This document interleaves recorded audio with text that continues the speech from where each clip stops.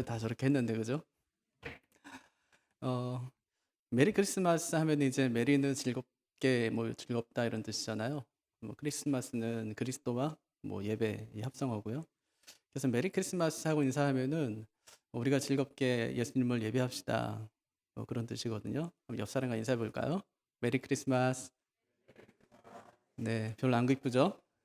예, 예, 참 좋은 날이죠. 사실 뭐 성탄절 하면은 뭐 이렇게 아침에 시작되는 게 아니라 이제 어제 저녁부터 이제 시작됐어야 되고 기쁨으로 주님 모심을 맞이하고 해야 되는데 뭐 상황이 이렇다 보니까 참 이런 크리스마스를 벌써 몇 년째 우리가 2년째 이렇게 보내고 있습니다.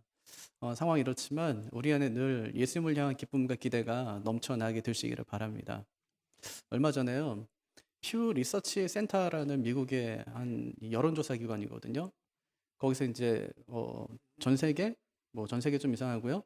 선진국 17개 나라, 우리나라도 선진국 됐으니까요. 17개 나라 19,000명에게 삶을 의미 있게 하는 것은 무엇입니까? 하는 질문을 했어요. 뭐 예시를 막 준 게 아니라 삶을 의미 있게 하는 것이 무엇인지를 써내는 거예요. 복수의 대답도 괜찮아요. 많은 사람들이 뭐 이 대답을 써서 했는데 거의 대부분이 대체적으로는 첫 번째가 가족이에요. 많은 사람들이 38% 정도가 가족입니다 하고 대답했어요. 그 다음엔 뭐겠어요? 그 다음은 직업이에요. 삶을 의미 있게 하는 것이 두 번째 직업. 세 번째는 돈이었어요. 근데 이상하게 사람들이 대체적으로 이제 많은 사람들이 다른 나라 사람들은 복수의 대답을 썼대요. 뭐 가족 또는 뭐 직업 아니면 직업 또는 뭐 돈 이렇게요. 근데 우리나라는 68%가 한 가지만 썼답니다.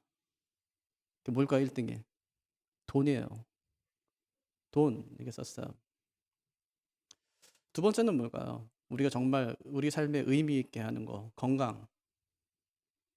세 번째는 가족이었대요. 참 특이하죠? 사실 우리나라는 유교적인 바탕이 있기 때문에 가족이 항상 중요했어요. 무엇보다 가족이 중요해요. 내 자식을 위해서라면, 내 가족을 위해서라면 그렇게 살았거든요. 근데 아니요. 1등이 뭐냐면 돈이에요. 이게 얼마 전 얘기라니까. 지난 18일 날 발표한 거예요. 그러니까 진짜 따끈따끈하잖아요. 돈이에요. 그 다음이 뭐 직업 이런 것도 아니고 그 다음은 이제 건강이에요. 건강해야죠. 그 다음이 가족이었어요. 뭐 이해되지 않는 것은 아니에요. 돈이 있어야지 건강도 지키고 또 가족도 지킬 수 있기 때문에 돈이 필요합니다. 하고 생각했던 거예요. 근데 다른 나라 사람들은 조금 달라요. 제일 먼저 가족이에요. 그 다음에 직업, 그리고 돈이에요. 가족이 제일 중요하죠? 그러니 가족을 위해서 뭘 가져요? 직업을 가져요. 직업을 가지니까 자연스럽게 돈을 벌게 되는 거죠. 돈이 우선순위가 아니에요. 돈 때문에 내가 인생 사는 것이 아니라는 거죠. 가족이 가장 소중하고 가족이 내 삶의 의미입니다. 그렇기 때문에 가족을 해서 내가 돈을 벌고 뭐 직업을 가지고 돈을 벌고 하는 것이죠. 또 한 가지 좀 특이한 게 있어요. 우리는 돈이 되게 중요한데 돈 다음에 뭐라고요? 건강, 그 다음에 가족. 뭐가 빠졌어요? 직업. 직업이 빠졌어요. 돈이 내 삶을 가장 의미 있게 합니다. 그런데 어떻게 벌든 상관이 없다는 거예요. 돈을 왜 벌어야 되고 어떻게 버는지는 별로 중요하지 않아요. 그저 그냥 돈을 벌면 되는 거예요. 그래서 나타나는 현상이 뭐냐면 뭐 비투, 영끌 해가지고 뭐 합니까? 도박판에 뛰어드는 거야. 제 주변에도 보니까 은연중에 다 주식하고 계세요. 목회자들도. 은연중에 작지만 작은 돈 가지고라도 주식을 다 하세요. 한참 안 할 때 있잖아요. 뭐 저는 안 하니까. 그러니까 바보 된 느낌이더라고요. 야, 너는 왜 안 하냐? 어떤 목사님 보니까 S전자를 한 달에 한 주씩 사신대요. 용돈 그냥 나중에 용돈 벌이 이렇게 용돈 이게 용돈 삼는다고 그렇게 말씀하시더라고요. 그래서 저한테 그때 갔더니 목사님도 S전자 그거 뭐 한 주씩 한 달에 한 주씩만 사시라고 이제 그렇게 말씀하시더라고요. 웃고 말았어요 그냥. 예. 참 신기한 건 뭐냐면 그렇게 모든 사람들이 돈을 벌기 원하고 또 주식을 통해서 많은 돈을 얻기를 원하지만 이상하게 대박 났다는 전설이 있는데 가까운 사람 중에 돈을 많이 벌었던 사람은 없어요. 20년 넘게 주식을 하신 권사님은 제가 잘 알고 있어요.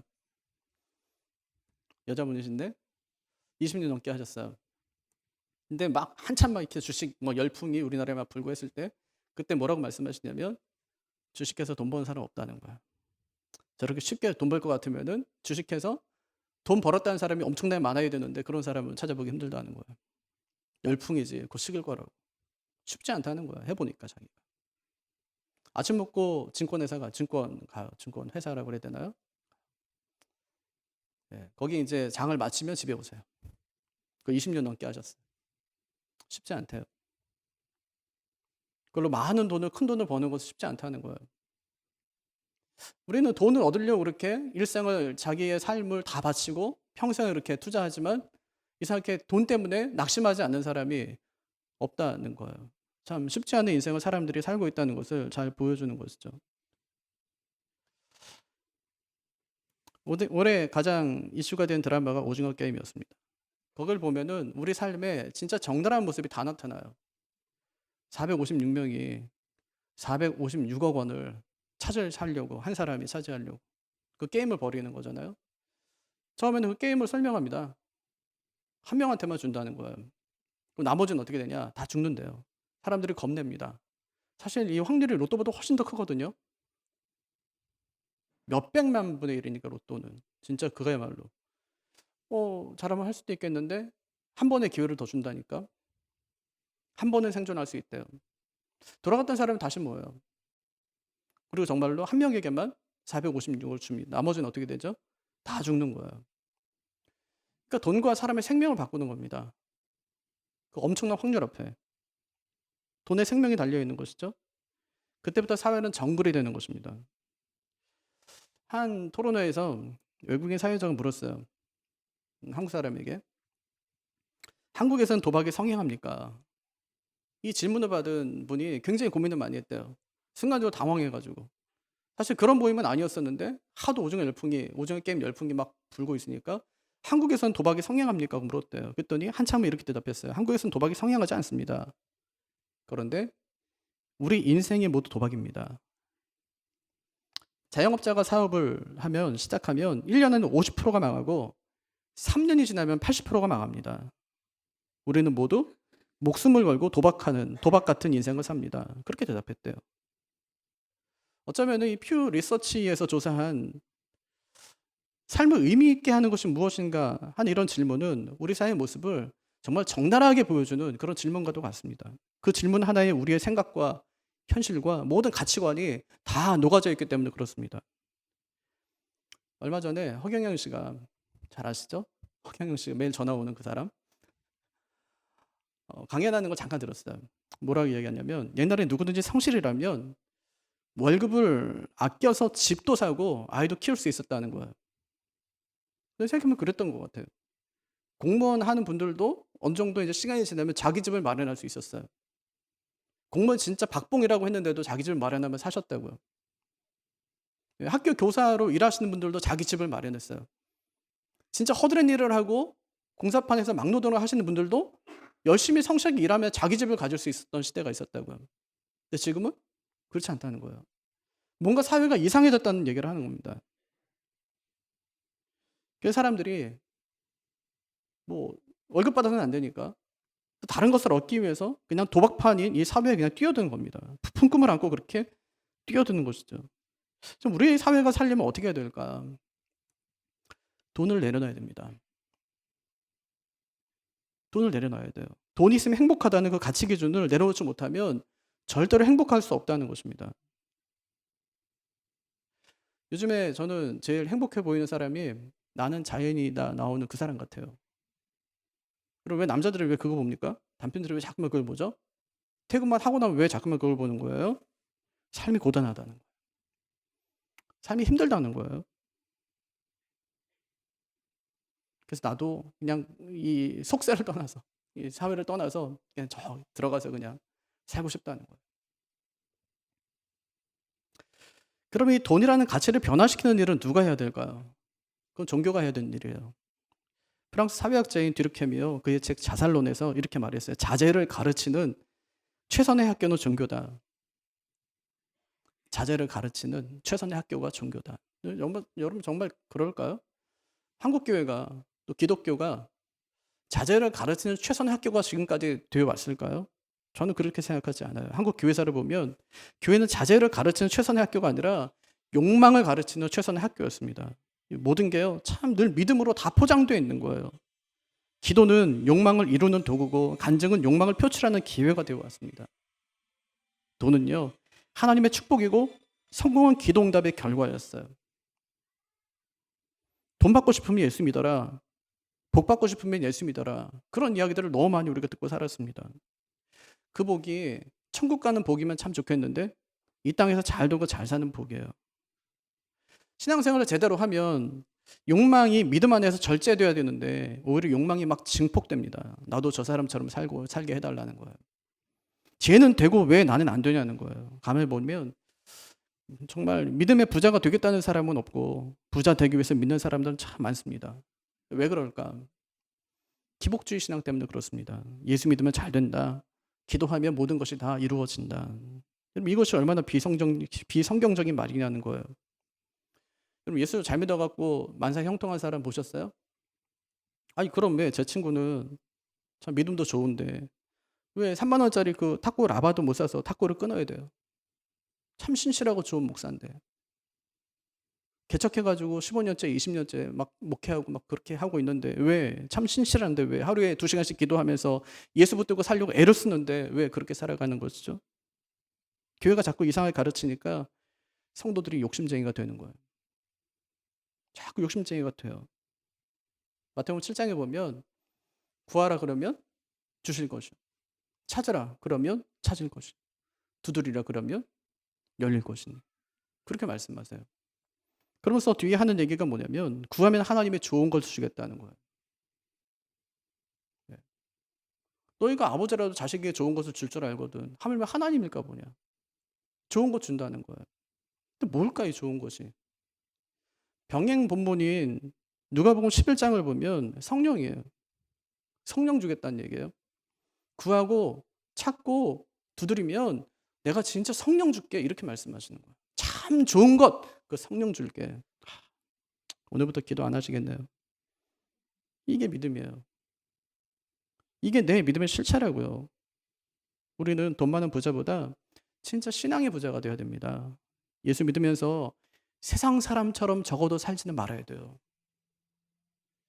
구약은 그것을 바알리즘이라고 이야기해요. 신약은 만몬이즘이라고 이야기합니다. 주님께서 이렇게 말씀하세요. 하나님과 만몬을 겸하여 섬길 수 없느니라. 최근에 미국의 타임스퀘어 교회 카터 컬럼 목사님이 생명을 위해 도망하십시오 하는 설교를 하셨어요. 그게 SNS에서 아주 짧은 설교로 막 엄청 퍼졌어요. 이 경각심을 사람들에게 막 일으킨 것이죠. 그분이 시종일관 격앙된 목소리로 뭐라고 말씀하시냐면 런이라고 외치세요. 런, 도망가래요. 런. 생명을 위해서 잘못된 복음으로부터 도망치라는 것입니다. 그리스도의 몸이여 도망치세요. 성경이 없는 미국과 캐나다의 교회에서 벗어나십시오. 십자가가 없는 신학에서 영혼을 반성시키는 말씀이 없는 데서 죄로부터 회개함이 없는 데서 예수님의 보혈이 언급되지 않는 데서 도망치세요. 정치꾼들로 가득 찬 설교 강단으로부터 도망치세요. 그저 하나님의 강단을 개인적인 정치 성향을 위해 사용합니다. 도망치세요. 인종과 문화 차별을 외치는 자들로부터 도망치세요. 달리세요. 달리세요. 벗어나십시오. 전원을 내리고 그것들로부터 도망치세요. 유진 피터슨이 그 길을 걸어라는 책에서 소비자 중심의 교회는 적그리스도다 그렇게 이야기했어요. 찰스 콜슨도 이것이 교회다 해서 소비자 중심적인 교회는 출애굽기에 나오는 아론의 황금송아지를 만들고 그것에 절하는 것과 같다 그렇게 말했습니다.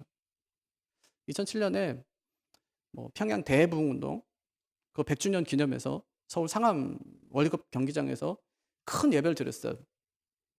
한국교회 많은 사람들이 모여서 예배를 드렸어요.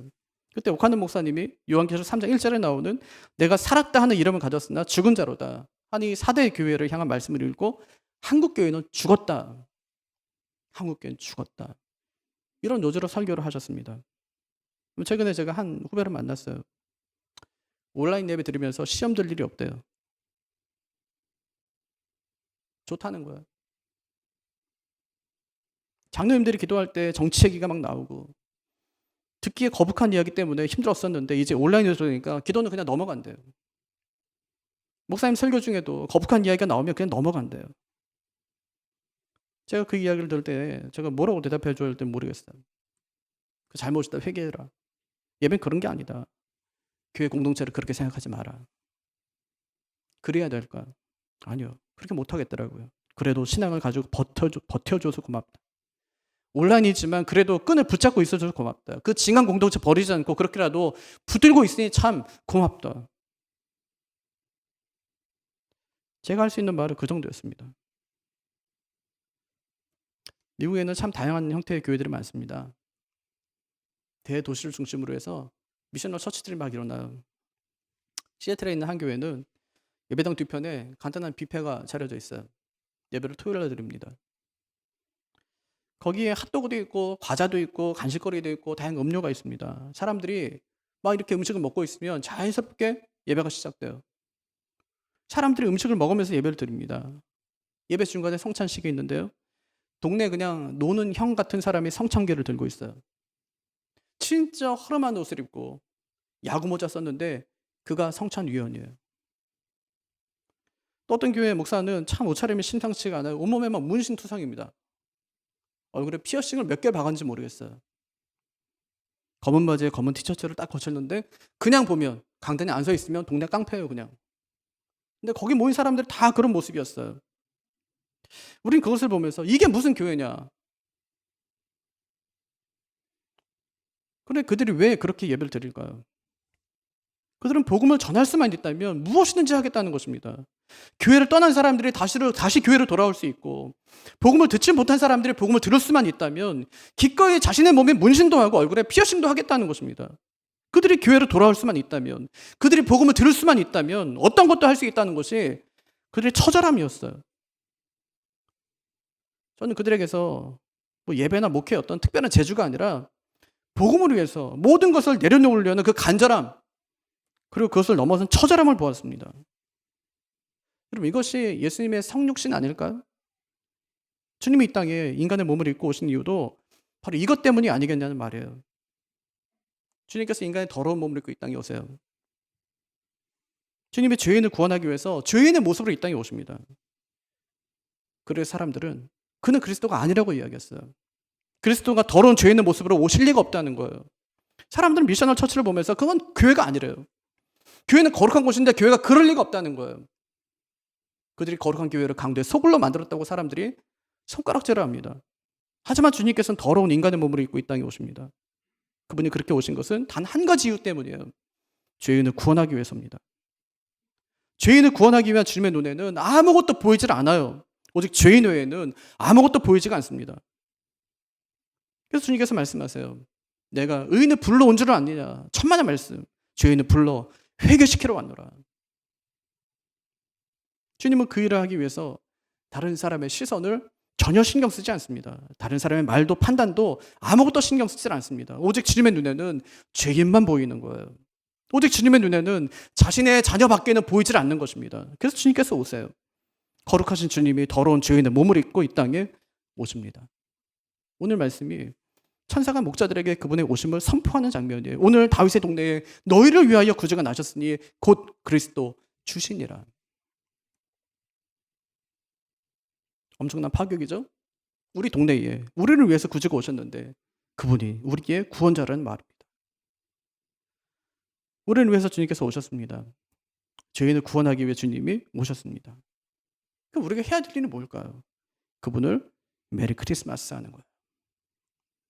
그렇게 오신 그분을 메리 크리스마스 하는 것입니다. 그분을 즐겁게 예배하고 그분의 오심을 기뻐하는 것입니다. 제가 대강절 기간 동안에 아무리 생각해도 인생을 살려면 돈이 필요한데 왜 하나님께 돈을 주지 않고 왜 주님을 주셨을까? 이 고민으로 한 달을 살았어요. 책상 앞에다 적어놓고 컴퓨터 앞에 붙여놓고 제가 왜 인생을 살려면 돈이 필요한데 하나님은 달라는 돈은 안 주고 왜 예수님을 주실까? 구하지도 않을 거 예수님 왜 주실까? 묵상한 거 또 묵상했어요. 그때 제가 내린 결론은 만약에 우리에게 돈이 필요했다면 하나님께서 반드시 돈을 주셨을 것이다. 하지만 하나님이 돈을 주지 않고 예수님 보내주신 데는 이유가 있을 거다. 왜?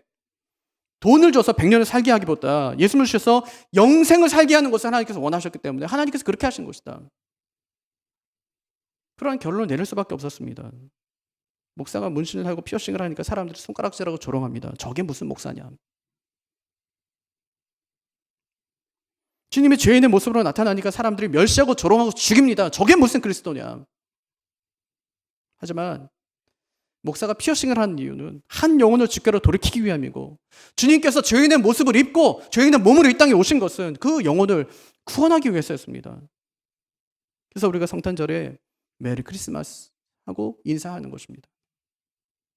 이것은 주님이 우리를 위해서 행하신 그 일을 인정하고 믿고 찬송하겠다는 것입니다. 그렇게 행하신 주님을 진정으로 예배하겠다는 것입니다. 우리 성탄절이 주님을 진정으로 예배하는 그런 날이 되기를 바랍니다. 주님이 인간의 몸을 이 땅에 입고 이 땅에 오셨습니다. 그 주님을 기쁨으로 맞이하는 그런 성탄이 되기를 주님의 이름으로 축복합니다. 다시 한번 인사할까요? 메리 크리스마스. 예, 주님이 오심을 찬송합니다. 주님을 예배하는 저와 여러분이 꼭 되시기를 바랍니다. 자리에서 일어나셔서 우리